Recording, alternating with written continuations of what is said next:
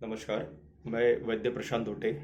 पिछले वीडियो में हमने देखा था कि कैसे हमने संक्षिप्त में एक पंचकर्म का परिचय लिया था कि किस अवस्था में किस प्रकार से हमें किस पंचकर्म का प्रयोग करना चाहिए।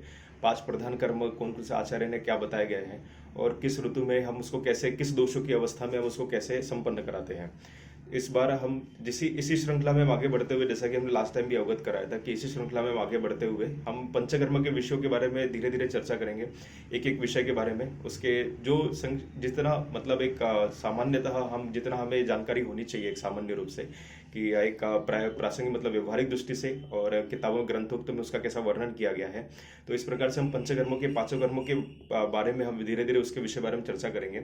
लेकिन पंचकर्म के विषय के बारे में, जब पंचकर्म करते हैं हम, तो उसके पहले हमें पूर्व कर्म के बारे में पता होना चाहिए, क्योंकि जो भी पंचकर्म है हमारे, वमन, विरेचन, वस्ति, नस्य और रक्तमोक्षण, इसके लिए हमें चाहिए कि पेशेंट हमारा तैयार रहे। प्रिपरेशन जो छोटी सी होती है कि हमें पेशेंट हमारा तैयार हो तो हमारी पंचकर्म की सिद्धि बहुत अच्छी होती है। तो इसीलिए पंचकर्म जो प्रधान बोले गए हैं, इनसे पूर्व हमें पूर्व कर्म के बारे में, कौन से पूर्व कर्म कौन से होते हैं, कब किस अवस्था में कौन से पूर्व कर्म कराने चाहिए, तो पूर्व कर्म के बारे में हम यहाँ से आप शुरुआत करेंगे। पहला वीडियो हम स्नेहन के ऊपर हम बताएंगे, क्योंकि पूर्व कर्म में दो, जो सबको अवगत है कि स्नेहन और स्वेदन, दो ऐसे पूर्व कर्म बोले गए हैं।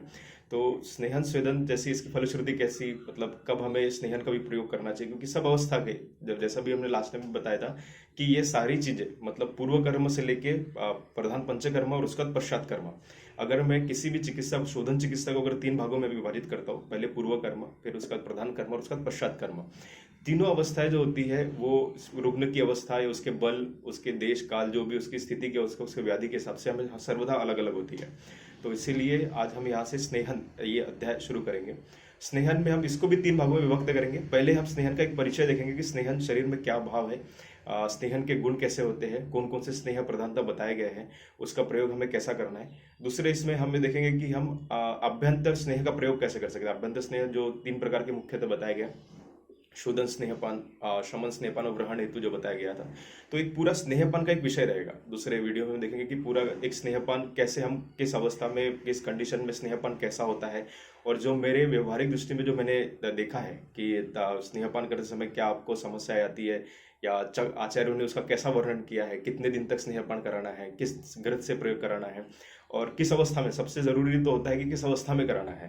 तो ये कोष्ठ का अनुमान लेना है, अग्नि का अनुमान लेना है, ये सारी बातें हम दूसरे वीडियो में देखेंगे। और तीसरे इसमें हम देखेंगे पश्चात कर्म और फिर अभ्यंतर जो बाह्य स्नेहपान के बारे में, जिसमें अभ्यंग आता है, मूर्धनि तेल आता है, कर्णपूरण वगैरह के बारे में जो सब कुछ आता है, हम इस प्रकार से इसको 3 भागों में विभक्त करेंगे। तो आज हम पहले सिर्फ एक स्नेहन का परिचय, कि स्नेह हमारे कौन कौन से बताए गए, उनके गुण कैसे हैं। तो मैं चाहता हूं कि सबसे पहले तो ये बताना कि स्नेहन अगर मैं आपको बताना चाहता हूं, तो उसके पहले हम समझे कि शरीर में स्नेह भाव क्या है। क्योंकि हम इस बात से सब लोग जानते हैं कि स्नेह शरीर के लिए आवश्यक है, ये इसमें कोई संदेह नहीं कि किसी को ये बात बताना, सभी जानते हैं कि शरीर में स्नेहन आवश्यक होता है। पर शरीर में स्नेहन है क्या? अगर मैं बोलूँ कि एक शरीर है मेरे सामने और उसमें स्नेहन क्या है, स्नेह भाव क्या है, तो अगर हम शरीर को देखते हैं, क्योंकि हम सबको अवगत है कि शरीर का 72% जो भाग होता है वो जलीय अंश होता है। इसको मैं जल न कहते हुए जलीय अंश बोलूंगा, क्योंकि ये सब तरल भाग जैसा मैं बोलता हूँ। क्योंकि एक होता है, जैसे अगर हम धातुओं में भी देखते हैं, रस, रक्त, मांस, मेद, अस्थि, मज्जा, शुक्र, अगर मैं अस्थि धातु अगर छोड़ देता हूँ तो व्यतिरिक्त सारी धातु में जलीय अंश प्रदान होता है। एक जल महाभूत उसमें लगभग सभी में कॉमन होता ही है। तो उसमें अगर जल भाग अगर मैं बोलूँ तो सिर्फ ये जल नहीं है। जल मतलब कि उसमें जलीय तत्व, मतलब जैसे तरल, लिक्विड जैसे हम बोल सकते हैं। तो क्या इसमें स्नेह भाव है? तो बिल्कुल है, क्योंकि जब हम साइनोवियल फ्लूइड देखते हैं, जब हम CSF देखते हैं, तो क्या ये जल जैसा है पूरा? तो बिल्कुल नहीं, ये थोड़ा सा विस्कस है, थोड़ा गाढ़ा है। तो उसके कंपैरिजन में, नॉर्मल जल के कंपैरिजन में, एक जब कोशिका कोई भी एक सेल बनती है, सेल के अंदर फ्लूइड होता है, इंट्रासेलुलर फ्लूइड होता है, एक्स्ट्रासेलुलर फ्लूइड होता है, हमारे ब्लड जो भी हो रहा है, सब फ्लूइड लिक्विड स्टेट में सब कुछ फ्लो हो रहा है।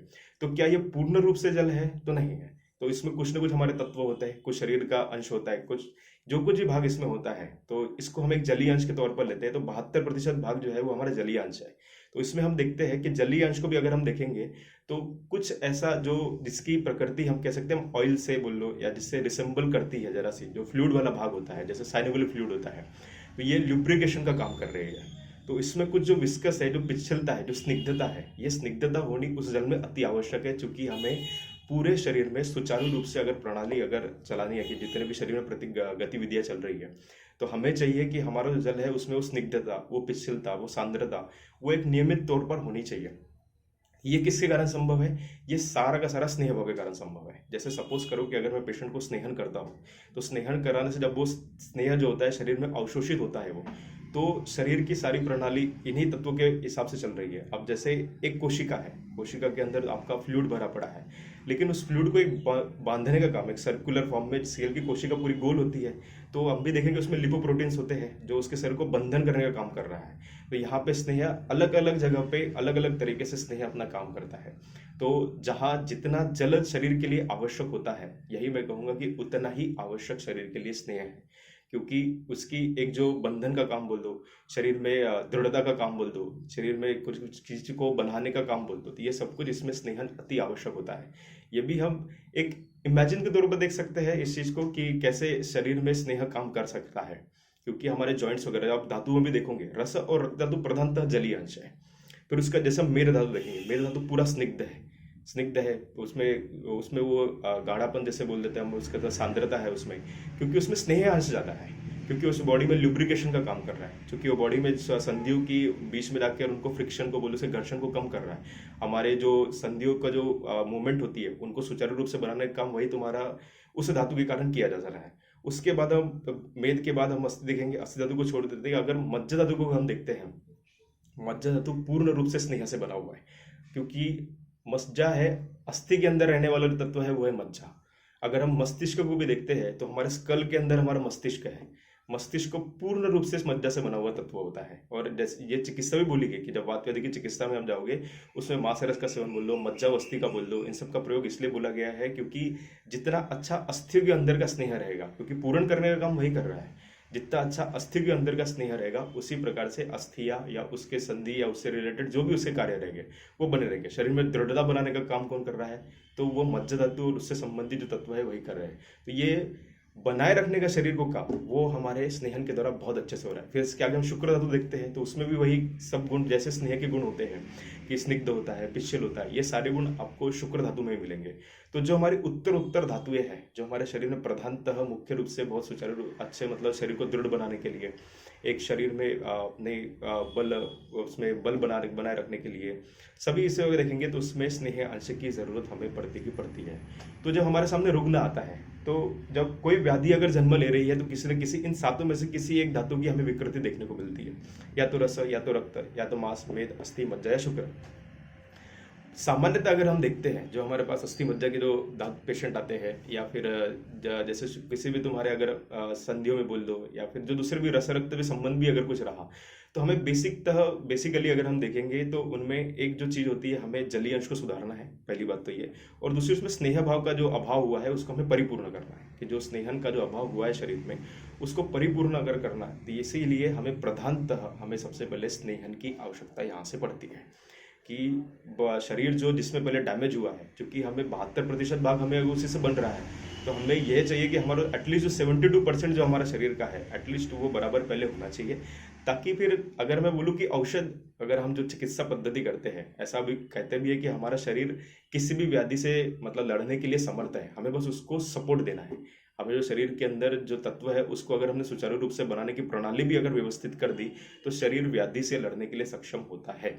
तो इसी छोटे सिद्धांत को अगर हम चलते हैं, तो जो हम सपोर्टिव जो मेडिसिन देते हैं, जो औषध देते हैं, या जो स्नेहन कर्म कर रहे हैं, हम ये चाहते हैं कि जो तत्व शरीर में विघात हुआ है, जिसकी व्याधि के कारण जिनका प्रतिघात हुआ है, जो उनका क्षय हुआ, हम चाहते हैं कि वो अपने परिपूर्ण अवस्था में आए, जिसके कारण शरीर जो होता है उस व्याधि से लड़ने के लिए समर्थ हो जाए और हम उस व्याधि या दोषों को शरीर से बाहर निकाल दें। ये छोटा सा एक कंसेप्ट अगर हम मान के चले तो ऐसा बोल देख सकते हैं।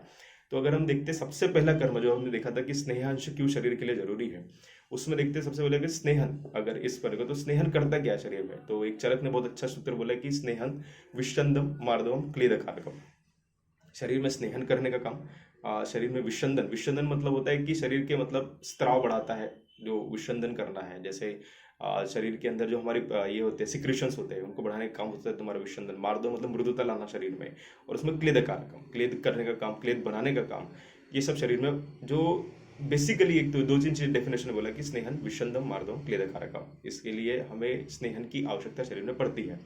तो स्नेहन क्या ये पूर्व कर्म ही है? तो बिल्कुल भी नहीं। ऐसा बोला भी है कि वात व्याधि में ये प्रधान कर्म के रूप में भी इसको रखा गया है। वमन विरेचन आदि कर्मों में इसको पूर्व कर्म में रखा गया है, लेकिन वात व्याधि चिकित्सा में अगर हम देखेंगे तो स्नेहन को प्रधान कर्म में बोला गया है। उसमें बोला भी है कि चक्रपाणी एक छोटी सी टीका भी कि दोष प्रधानस्य वातस्य प्रधान भेषजत्वात् वातस्य प्रधान भेषजत्वात्, ऐसा बोला गया कि वात व्याधि के लिए प्रधान भेषज अगर किसी को बोला गया तो वो स्नेहन को बोला गया है। तो ये पूर्व कर्म भी है और इसको प्रधान कर्म भी बोला गया है। और चरक सूत्र स्थान में बोला कि अगर आपको स्वेदन करना है तो उसमें बोला कि स्नेह अग्रे प्रयोजितम तदनंतर स्वेदनम, पहले स्नेहन कर लो, स्नेहन के द्वारा शरीर को ल्यूब्रिकेशन बराबर पहुंचा, और स्वेदन के द्वारा जो जो होता है मल जैसे स्वेद होता है, स्वेद शरीर में लचीलापन बोल दो, शरीर के दोषों को बाहर निकालना, स्रोतों को अभिमुख करना, ये सब तुम्हारे स्वेदन का काम होता है। इसी तर्ज पर अगर हम देखेंगे कि अब स्नेहन के अब उसके जो द्रव्य हम लोग यूज करते हैं तो उसके गुण कैसे कैसे है, तो हम देखेंगे उसके जो गुण बताएंगे द्रवम सूक्ष्म सरल स्निग्धम पिच्छलम गुरु शीतलम प्रायो मंदम मृदु च तद द्रव्यम तद स्नेहम उच्चते है, कि ये जो स्नेहम द्रव्य जो हम लोग यूज करते हैं इसके गुण शरीर में कैसे है। तो हमको लगे कि द्रव गुण होता है, द्रव गुण मतलब जो विसरण करने वाला, एक शरीर से जो विलोडन यस्य विलोडन शक्ति बोला गया जिसको, कि जो शरीर में क्लेदन उत्पन्न करता है, फिर उसका सूक्ष्म गुण की सारे सूक्ष्म स्रोतों से उसमें जाकर जो कार्य करे वो आपका स्नेहन में होता है। सरगुण होता है, स्निग्धता तो इसका प्रधान गुण है, क्योंकि यही इसका प्रिंसिपल है। जब हम आगे देखेंगे कि घृत की जब संज्ञा बोली गई है उसमें एक शब्द आता है संस्कार से अनुवर्तनात्, तो उसमें ये भी बोला गया है कि घृत जो होता है अपने गुणों को न छोड़ते हुए दूसरों के गुणों को जब ये करता है, मतलब दूसरे गुणों को अपने अपने ग्रहण करते हुए उसको वृद्धि करना या फिर शरीर के सारी अवयव तक पहुंचाना, ये उसका संस्कार से अनुवर्तन का एक छोटा सा मीनिंग बोला गया। तो उसमें हम देखेंगे कि क्या जैसे बोलते हैं कि घृत अपने गुणों को नहीं छोड़ता है, तो जैसे अगर मैंने घृत को चित्रक आदि या अगुरु आदि द्रव्यों के साथ अगर मैंने मिश्रित किया तो क्या उस घृत का गुण शीत होगा या उष्ण होगा, क्योंकि चित्रक आदि अगुरु आदि द्रव्य कैसे उष्ण गुण के हैं, तो क्या उसके शीत गुण कम हो गए? तो बिल्कुल कम हो गए। तो ऐसा बोला है कि घृत जो होता है अपने सारे गुणों के साथ एक बार कॉम्प्रोमाइज कर सकता है। शीत गुण उसका आदर द्रव्य कारण कम हो सकता है, उसका पिच्छलत्व भी हम देख सकते हैं, लेकिन एक गुण जो है जो घृत कभी नहीं छोड़ता है वही है तुम्हारा स्निग्ध गुण, यही इसका प्रधान गुण बोला गया है। उसका पिच्छलत्व गुण होता है, गुरु होता है, शीतल होता है और मंद होता है, प्राय मृत, ये इसके गुण जो चरकाचार्य ने बताए गए हैं। इन गुणों के हिसाब से ही हम आगे देखते हैं कि कैसे हम शरीर में अब जैसे किस गुण का हमें अभाव दिखता है उस गुण के हिसाब से शरीर में स्नेह फिर उसके उसको पूर्ति करता है या उसका पूर्ण करता है, और हमारे शरीर में जो भी पोषण संबंधित जितने कार्य होते हैं उसको संपन्न करता है। अब इसके ऊपर देखेंगे स्नेहन के भेद कौन से बताए गए हैं, तो योनि भेद से दो होते हैं, स्थावर और जांगम। स्थावर जो हमें वनस्पतिवादी द्वारा जो प्राप्त होता है, जांगम मतलब जो हमें, और उसमें भी स्थावर में भी चरकाचार्य सुश्रुताचार्य ने, मतलब सुश्रुताचार्य ने उसकी पूरी बनाई है कि विरेचनोपयोगी स्नेह कौन से हैं, वमनोपक कौन से है, शिरो विरेचनोपक कौन सा है, दृष्टवन में कौन कौन से प्रयोग करना चाहिए, ये सब आचार्य सुश्रुत ने स्थावर स्नेह की एक पूरी सूची दी है। तो हम आराम से उनसे वो देख सकते हैं सुश्रुत संहिता में। जैसे विरेचन में तुम्हारा बिल्व, एरंड, कोशाग्र, दंती, द्रवंती, इन सब का जो स्नेह होता है इसका एरंड का प्रयोग बोल दो, दंती का प्रयोग, ये तो बहुत कॉमन होता है। और उसी प्रकार उन्होंने जैसे दुष्टवर्ण में कौन से स्नेह का प्रयोग करना है तो सुश्रुताचार्य ने इसका वर्णन किया है। साथ ही साथ में चरकाचार्य ने जो स्नेहोपक गण कौन कौन से होते हैं, स्नेहोपक मतलब जो होता है ऐसे द्रव्य जो आपके स्नेहन के कार्य को शीघ्रता से संपन्न कराते हैं या उसमें सहयोग करते हैं, तो उसको स्नेहोपक द्रव्य बोला गया है। तो जैसे चरकाचार्य ने मृद्विका, मधुका, मधुपर्णी, मेदा, विदारी, काकोली, क्षीरकाकोली, जीवक, जीवंती, शालपर्णी इति दशमाणी ही स्नेहोपकानी भवंती, जो चरक सूत्राचार में तुम्हारे दशमाणी का प्रयोग किया गया है उसमें सभी आते हैं। उसके बाद हम भेद देखते हैं, पहला हम देखा योनि के आधार पर स्थावर और जांगम, उसके बाद दूसरा भेद होता है कार्मुकता के आधार पर। कार्मुकता के आधार पर अगर हम देखेंगे कि 3 प्रकार के जो हमने बोला था कि जो हम आभ्यंतर स्नेहपान जो हम देखने वाले हैं, शोधन, शमन और व्रहण, ये कार्मुकता के आधार पर। शोधन मतलब होता है शरीर की पूर्ण रूप से शुद्धि के लिए, जो शरीर में अगर बहुदोष अवस्था है या बलवान शरीर या बल व्याधि का बल अगर ज्यादा होता है, हमें चाहिए कि हम शरीरों को दोष से बाहर निकालें, क्योंकि चरक सूत्र स्थान 16 में भी ये बोला गया है कि एक बार जो शोधन से जो दोष शरीर से बाहर निकलते हैं वो उनको, मतलब जैसा हमने एक बार शमन चिकित्सा से फिर भी वो दोष फिर से पुनरुद्भव हो जाए, लेकिन शोधन चिकित्सा से जो शरीर से दोष बाहर निकाले गए हैं उनका पुनरुद्भव होना वो संभव तो नहीं होता है या फिर बहुत कम कंडीशन में होता है, इसीलिए शोधन चिकित्सा को हमेशा अच्छा माना गया है। फिर आता तुम्हारी शमन चिकित्सा। शमन चिकित्सा के बारे में ऐसा गया कि वाग्भट्टाचार्य ने बोला गया कि तुम्हारे शमन शुद्धवतो अनंत, शुद्धवतो मतलब जब आपको भूख लगती है, और अनंत मतलब खाली पेट, अपन मध्यम मात्रा से शस्त्र, मध्यम मात्रा में उसको लेने के लिए बोला गया शवन स्नेहपन का। और इसी को चरकाचार्य ने एक बहुत अच्छी लाइन में स्नेहम अन्न काले प्रकांक्षिता, कि जब आपको भूख लग रही हो उस समय जो स्नेह लिया गया, खाली पेट जो लेते हैं हम लोग, तो प्रायः ये जो शमन स्नेहपान होता है, हम सुबह उठ के जो खाली पेट, चूंकि हम समझ गए कि शोधन चिकित्सा के उपरांत अगर हम जानते हैं कि शरीर में जो कुछ आंशिक दोष बचे हुए हैं या व्याधि का स्वरूप ज़्यादा नहीं है, हम चाहते हैं कि इन्हीं दोषों को हम अपने ही स्थान पर शमन कर सकते हैं, तो इस समय पे हम लोग शमन स्नेहपान का प्रयोग कर सकते हैं। इन सब का अवधि कितना होना चाहिए, कैसा होना चाहिए, इसको हम जब अभ्यंतर स्नेहपान का वीडियो देखेंगे उसमें हम देखेंगे कि कितने दिनों तक देना है, किस प्रकार से देना है, उसमें दोनों के बारे में कवर करेंगे। और तीसरा अवधि आपका क्या, व्रहण स्नेह है। तो व्रहण स्नेह में ऐसा बोला गया कि जो अन्न के साथ देने के लिए बोला गया, अष्टांग योग के बोला गया कि मध्य आद्य सभक्तो अल्प, कि भोजन के साथ जो अल्प मात्रा में जो प्रयोग करते हैं उसको हम व्रहण स्नेह के, जैसे हम नॉर्मली जो हम खाने के साथ जो एक घी लेते हैं वो तुम्हारा व्रहण स्नेह के अंदर आता है। और उसमें ये बोला कि अरुण दत्त की एक टीका इसी के ऊपर आती है कि एषट स्नेहो रसियसी तो अपि मात्र तो अल्पहा, रसियसी मात्रा में जिसका प्रयोग करने के लिए बोला गया है वो तुम्हारा क्या, व्रहण स्नेहपान के अंदर, मतलब भोजन के साथ जो हम प्रयोग करते हैं वो आपका व्रहण स्नेहपान है। तो इस पर कार्मुकता के आधार पर हमने तीनों का देखा है, शोधन, शमन और व्रहण। फिर आता है मात्रा के आधार पर। मात्रा के आधार पर अपन देखते हैं तो 4 प्रकार की जो मात्रा बोली गई है। सबसे पहले रसियसी मात्रा, कि सिर्फ कोष्ठ का परीक्षण अगर मुझे करना है, कि जैसे अगर मेरे पास पेशेंट आता है, हम अगर इस तरीके से निपुण नहीं है कि हम नहीं जानते किसके कोष्ठ और अग्नि, क्योंकि हम परीक्षण से तो हम पूरी तरीके से जा सकते, लेकिन सबके शरीर का एक प्रकृति होता है कि एक ग्रहणी की अपनी क्षमता होती है, किस प्रकार के स्नेह को पचाता है, किस प्रकार के स्नेह को नहीं पचाता है। तो ये अगर हमें एक बार थोड़ा सा देखना है तो हमें उसकी कोष्ठ की उसका अवगत होना बहुत जरूरी होता है। तो कोष्ठ का अनुमान लगाने के लिए हम कहाँ से शुरुआत करेंगे, तो रसियसी मात्रा। तो रसियसी मात्रा के लिए बोला गया कि यथा अग्नि प्रथम मात्रा पायत, कि जिस प्रकार की अग्नि हो उसी प्रकार से जब उसका परीक्षण करने के लिए जो हम प्रयोग करते हैं उसके लिए हमें रसियसी उसका बोला गया है। कि जैसे सपोज करो कि मुझे अगर स्नेहपान शुरू कराना है, अगर मुझे नहीं पता है कि रुग्ण का कोष्ठ कैसा है, उसकी अग्नि कैसी है, तो उसको सबसे छोटी मात्रा देके हम शुरुआत करेंगे और एक अनुमान लगाएंगे कि इस स्नेह को पचने के लिए रुग्ण द्वारा कितना समय लिया गया। सपोज अगर उसको 3 घंटे लगते हैं, 4 घंटे लगते हैं, उस मात्रा के हिसाब से हम आगे की मात्रा पर डिसाइड करेंगे। ये भी हम अभ्यंतर स्नेहपान में जब हम देखेंगे कि क्यों वर्धमान स्नेहपान का एक छोटा सा कंसेप्ट सामने आता है हमारे, कि हम स्नेहपान कराने के लिए जब मध्यम मात्रा का प्रयोग बोला गया था पहले कि चरकाचार्य, या फिर अभी हम देखेंगे जैसे मध्यम मात्रा होती है या फिर उत्तम मात्रा, ये तुम्हारे शोधन के लिए बहुत अच्छी बोली गई है। मध्यम मात्रा को शोधनार्थ के लिए बोला गया है। अभी हमने देखा था कि शम स्नेहपान के लिए भी आचार्य ने, वाग्भट ने तुम्हारे मध्यम मात्रा के बारे में बोला गया है। लेकिन जब मध्यम मात्रा का वर्णन आता है फिर हम व्यवहारिक दृष्टि में क्यों जब तुम्हारे वर्धमान स्नेहपान का प्रयोग करते हैं, तो ये हम उसमें अगले वीडियो में देखेंगे। पहली होती है रसियसी मात्रा, मात्रा के हिसाब से हम विभाजन देख रहे हैं। तो पहला रसियसी, फिर उसका आता है रस्व मात्रा। रस्व मात्रा मतलब जो अर्ध अह मतलब दिन के हिसाब से बोला गया, अर्ध मतलब अर्ध दिन, अर्ध दिन मतलब 2 याम मतलब करीब 6 घंटे के लगभग जो मात्रा इसमें जिसका पचन हो जाए वो उसमें हम तुम्हारे रस्व मात्रा बोलेंगे।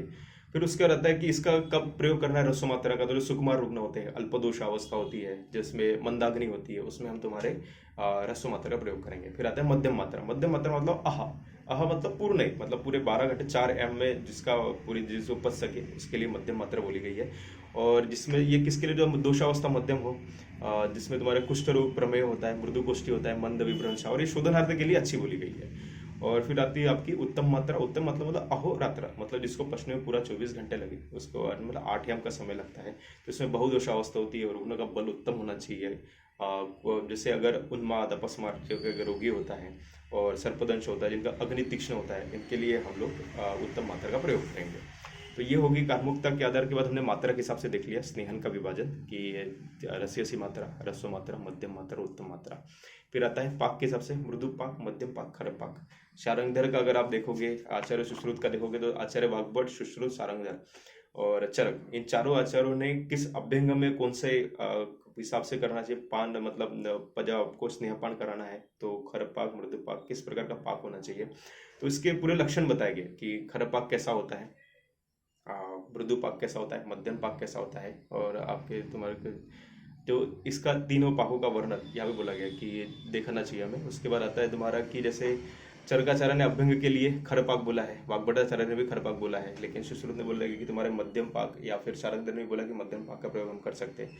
अगर स्नेहपान कराना है तो स्नेहपान के लिए चरकाचार्य ने मध्यम पाक का वर्णन किया है, जबकि सुश्रुत और शारंगधर ने मृदु पाक के बारे में वर्णन किया है। नस्य में अगर हम देखेंगे तो चरक और वाग्भट ने दोनों ने मृदु पाक का बारे में बताया कि मृदु पाक स्नेह का प्रयोग करना चाहिए, और जबकि सुश्रुताचार्य ने आपके मध्यम पाक का वर्णन किया है। तो इसी प्रकार अवस्था के हिसाब से अगर प्रायोगिक अगर व्यवहारिक दृष्टि में भी देखोगे तो आपको मतलब एक स्नेह की एक उसके हिसाब से हम जिस किस प्रकार का पाक हमें अपेक्षित होता है उस प्रकार से, क्योंकि पहले वैद्य जो होते थे अपने पास से खुद से स्नेह बनाते थे, उनका जो भी स्नेहन का तरीका होता था वो खुद से अपने स्नेह बनाते थे। आजकल हमें बाजार में सब मिलके बन रहा है और हम उसी का प्रयोग कर रहे हैं, अभी ऐसा होता है व्यवहारिक दृष्टि में अगर हम देखें तो। लेकिन पहले के वैद्य इस बात का बड़ा ध्यान रखते थे कि अपने के लिए हमें किस पाक का प्रयोग करना है, नस्से के लिए किस पाक का प्रयोग करना है, वस्ती के लिए किस पाक का प्रयोग करना है। तो इस बात का ध्यान अगर जितना अच्छा वैद्य रखेगा उतने हमें उसमें फलश्रुति बहुत अच्छी मिलती है। अब उसके बाद आते हैं उपयोग पद्धति के आधार पर, ये हो गया पाक के आधार पर हमने स्नेह का विभाजन देख लिया। इसके बाद हम देखते हैं उपयोग पद्धति कैसे, तो आभ्यंतर और बाह्य दो प्रकार से हम इसको प्रयोग कर सकते हैं और दोनों का विस्तृत वर्णन होगा जो हमने अगली वीडियो में देखेंगे। फिर उसके बाद विशिष्ट संज्ञा के हिसाब से अगर हमने बोले कि स्नेहन के बारे में, एक जैसे होता है एक अच्छा पेय मतलब केवल स्नेह, एक होता है विचारणा स्नेह जिसमें हम होता है कि किसी जैसे हमने चावल दाल चावल के साथ ऊपर घी लगे करते हैं तो ये विचारना है, किसी मांस रस के साथ कोई लेता है, कोई मांड के साथ लेता है, कोई विलेपी के साथ लेता है। तो हम अगर हम केवल स्नेह का प्रयोग करते हैं मतलब केवल, और अगर आभ्यंतर पाठ में जब जो बोला गया शोधन चिकित्सा में बोल दो या फिर शमन चिकित्सा में जब आपका अच्छा पेय का वर्णन बोला गया जिसमें कि केवल जिसमें स्नेहन का प्रयोग हो वो आपका अच्छा पेय होता है। फिर होता है आपका सद्य स्नेहन। सद्य स्नेहन मतलब होता है कि शरीर को तुरंत जो स्नेहन करवा दे। कभी कभी ऐसी अवस्था आ जाती है, दोषों का उत्क्लेशन अगर अच्छा है और हम चाहते हैं कि दोषों को सम्यक रूप से अगर हम बाहर निकालें और इसका स्नेहन अगर हमें कराना है तो सद्य स्नेहन के लिए हम लोग एक दिन में जो मात्रा पच जाए उसमें सिंधव डाल के प्रयोग किया जाता है कि सद्य स्नेहन हो, उसमें अलग अलग पिंपई का प्रयोग किया जाता है। तो ऐसे दीपन करने वाले द्रव्यों के साथ स्नेहन का प्रयोग वो एक अच्छी मात्रा में करना चाहिए ताकि शरीर शीघ्रता से स्नेहन हो सके। जब हमारे पास शोधन के लिए दिवस कम हो या फिर हमें चाहते कि दोष जो उत्प्रेषित जो शरीर में दोष शीघ्रता से बाहर निकले उस समय हम सद्य स्नेहन का प्रयोग कर सकते हैं। संयोग की दृष्टि से अगर देखते हैं तो यमक, दो स्नेहों को मिला के यमक का प्रयोग किया जाता है। तीव्रत स्नेह का प्रयोग किया जाता है। महास्नेह मतलब चारों स्नेहों जो सर्पी तेल वसा मज्जा, इन चारों स्नेहों को मिला के 3 या 4 इससे मिला के जो स्नेह का प्रयोग किया जाता है उसमें महास्नेह के अंतर्गत आते हैं। अब 4 स्नेह जो प्रधानता बोले गए हैं उसमें सर्पी तेल वसा मज्जा, इनके गुणों के बारे में हम थोड़ा बहुत देखेंगे।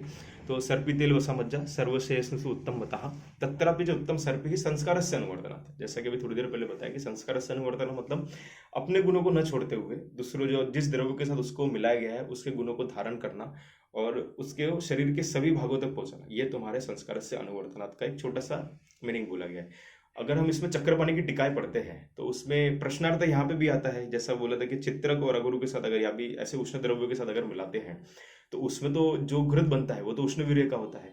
तो फिर घृत के गुण शीत वाला जो गुण होता है, क्या उन्होंने अपना गुण छोड़ा है? तो नहीं, गुण नहीं छोड़ा है, पर चूंकि द्रव्य के गुण उसके ऊपर हम कह सकते हैं कि अभी हावी है, या फिर कह सकते हैं कि द्रव्य के गुण उस घृत में ज्यादा हमें दिखाई पड़ेंगे। तो यही इसका अच्छी बात होती है स्नेह की, कि अपने गुणों को पूर्णतः कभी नहीं छोड़ता है।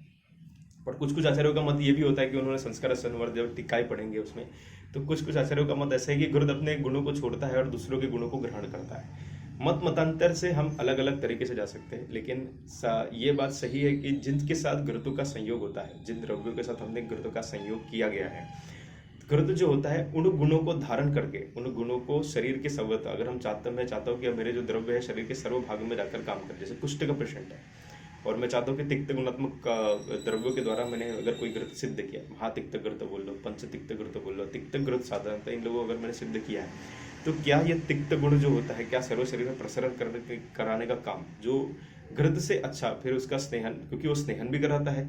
एक गुण जो कभी नहीं छोड़ता वो है अपना स्नेहन गुण। वो घृत हर कंडीशन में जो घृत रहेगा उसमें स्नेह भाव तो रहेगा ही रहेगा।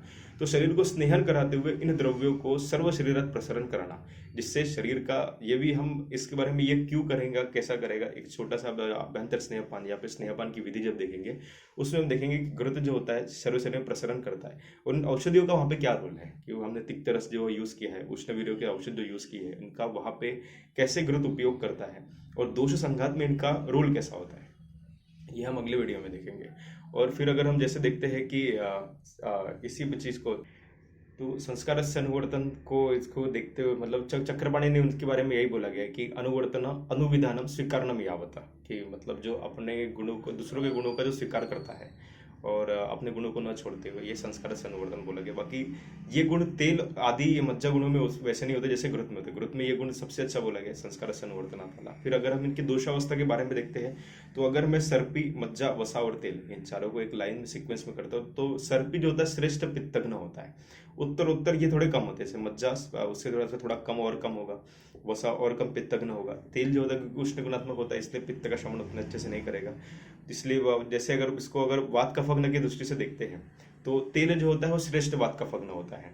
उत्तर उत्तर फिर ये कम होते जाएंगे। तो इस हिसाब से अगर हम जिस दोषों की अवस्था में जिस स्नेह का प्रयोग हमें करना है, वैसा हम लोग कर सकते हैं। इसलिए वात व्याधि में आप देखोगे कि जितने भी तेल का प्रयोग बहुतायत किया गया है क्या वात व्याधि की चिकित्सा में, क्योंकि तेल जो होता है श्रेष्ठ, जो अपना वात चिकित्सा के लिए श्रेष्ठ तेल ही बोला गया, क्योंकि उष्ण गुण होता है, उसमें सूक्ष्म गुण होता है बहुत सारे उसका। और अलग अलग तेल जो होते हैं अलग अलग वात व्याधि पे प्रयोग कर सकते हैं। एरंड तेल का प्रयोग बहुत है बोला गया है। आज जो हमने आचार्य ने जो अपने ग्रंथ में जो तेल बताए गए हैं, धन्वंतर तेल होता है, बला तेल होता है, इनका वात व्याधि में जो प्रयोग बताया गया है, इसीलिए तेल का प्रयोग वात व्याधि चिकित्सा में ज्यादातर किया गया। उसका अगर हम इन चारों घृत, तेल, सर्पी तेल, वसा, मज्जा के गुणों को अगर हम देखेंगे, तो घृत जो बोला गया, घृत के बारे में बोला गया कि रस, शुक्र, ओजसम, हितम।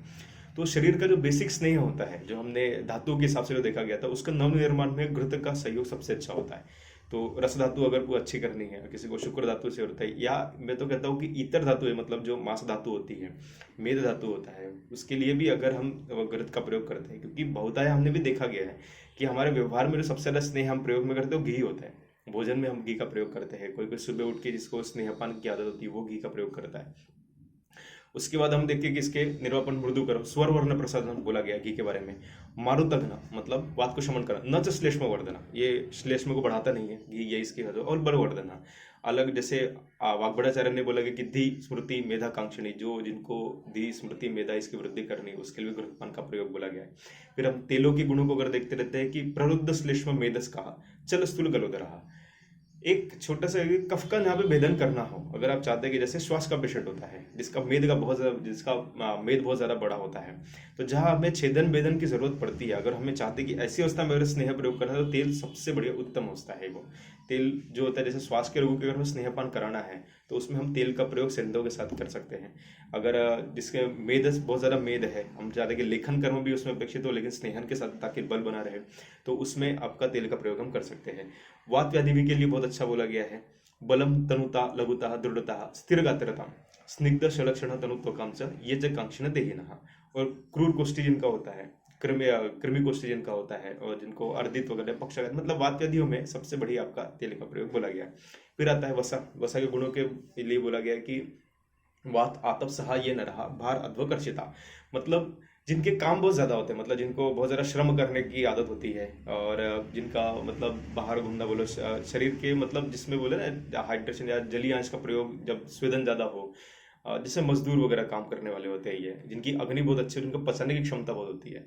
क्योंकि ऐसी अवस्था में होता है कि संधियों के बीच का जो हम साइनो फ्लूइड बोलते हैं, क्योंकि हम श्रम बहुत ज्यादा होता है, हम काम करते हैं, उसके कारण जो घर्षण के कारण अपन देखेंगे, जैसे कोई भी मशीन रहता है, ये जब घर्षण ज्यादा होता है तो उसके अंदर का ल्यूब्रिकेशन होता है धीरे धीरे कम होता चलता है। उसी चीज को अगर हमने बनाना है, अगर उसको बहुत शरीर में मेंटेन करके रखना है, तो जिनका अग्नि अच्छा हो और जिनके इसमें श्रम अधिक हो रहा है या कार्य जिसके इनमें अधिक होते हैं, ऐसे लोगों में हम लोग वसा का प्रयोग कर सकते हैं।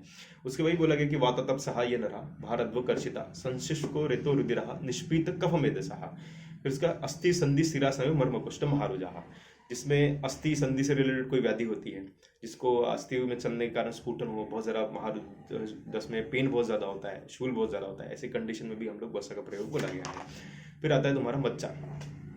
मज्जा के प्रयोग में के दीप्त अग्नि क्लेश सहा दस्मराह घस्मराह स्नेह सेविनः, जिनको मज्जा में इन सारे, एक मेरा अगर पर्सनल ओपिनियन ऐसा है कि इन सारे स्नेहों में जो शरीर अच्छा जो पूर्ण करता है, अगर हम मज्जा धातु को अगर हम पुष्ट रखते हैं शरीर की, तो हमारी बहुत है जितनी वात व्याधि से संबंधित जितनी समस्या है, क्योंकि वात का स्थान है अस्थि, और अस्थि को पूर्ण करने का काम कर रहा है मज्जा। तो हम चाहते हैं कि जिससे शरीर का मज्जा अगर अच्छी होती हो, मज्जा व्यवस्थित होगी, तो उसके कारण अस्थि या उससे रिलेटेड वात संबंधित समस्या उसके शरीर में कम होती है।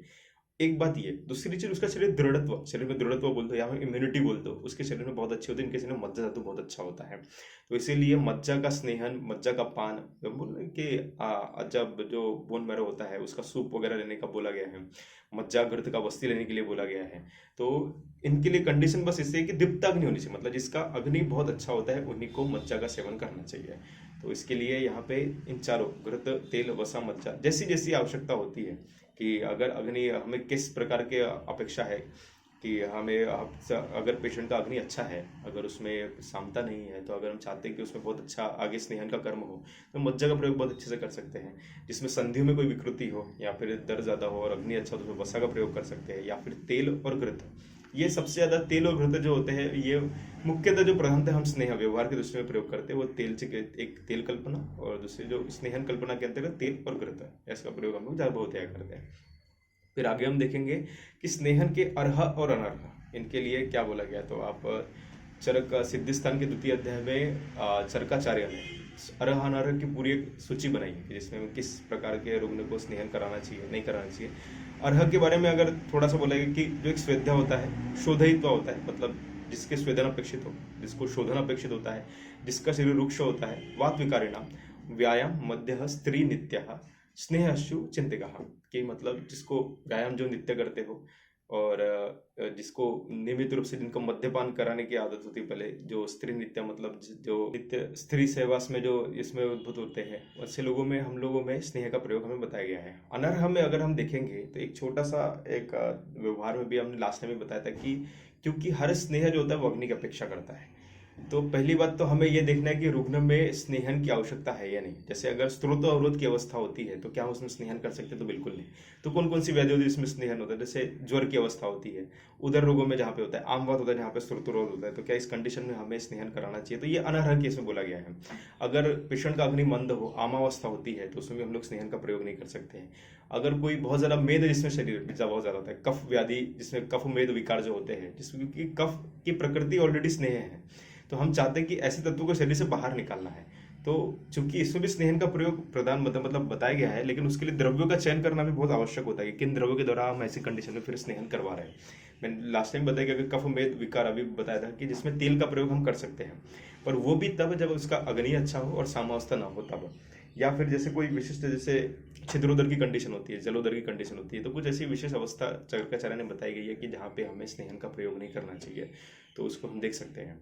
तो इसके बाद जब हमने, अगर पूरे इस वीडियो को थोड़ा कंक्लूड करके मैं देखूँ, तो हमने स्नेहन के गुणों के बारे में देखा, किस प्रकार से हम उसका प्रयोग कर सकते हैं, आभ्यंतर बाह्य योनि के प्रकार से, उसके प्रकार कौन कौन से होते हैं, कार्मुकता के हिसाब से कैसा होता है, थोड़ा बहुत उसकी मात्रा के हिसाब से कैसा होता है।